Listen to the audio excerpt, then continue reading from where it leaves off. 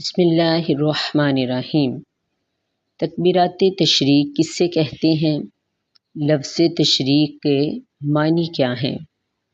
تکبیرات تشریق کا پس منظر کیا ہے اور اس کا وقت کیا ہے؟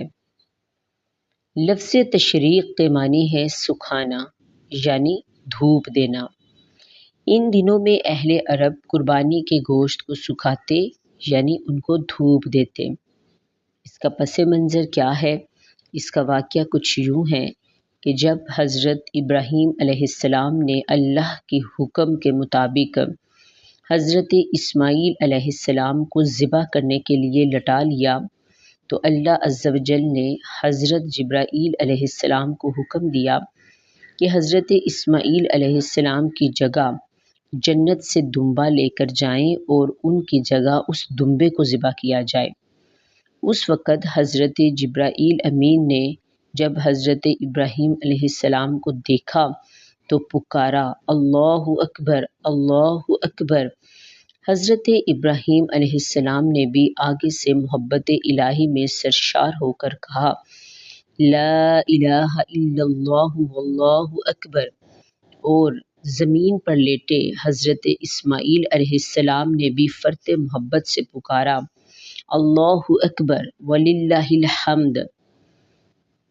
تو اتنے پیارے انداز میں یہ جو کلمات کہے گئے تو ان تین مقدس ہستیوں کے کلمات اللہ کو اتنے زیادہ پسند آئے، اتنے زیادہ پسند آئے کہ اللہ تعالیٰ نے ان کلمات کو ان ایام کی تکبیرات ہی بنا دیا۔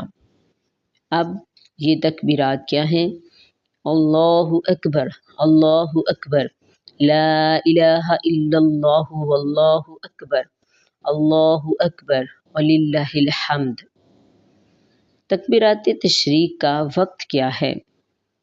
تکبیرات تشریق 9 ذو الحجہ کی نماز فجر سے لے کر 13 ذو الحجہ کی نماز عصر تک مردوں کے لیے ہر باجماعت نماز فرض نماز کے بعد ایک بار کہنا واجب ہے اور 3 بار کہنا مستحب ہے، اور خواتین کے لیے جو کہ جماعت کے ساتھ تو نماز نہیں پڑھ سکتی لہٰذا ان کے لیے یہ ہے کہ وہ ان دنوں میں پڑھتی ہی رہیں۔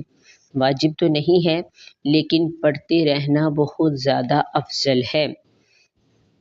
ان ایام میں یہ تکبیرات مردوں کو بلند آواز سے پڑھنی چاہیے اور خواتین کو آہستہ آواز سے پڑھنی چاہیے۔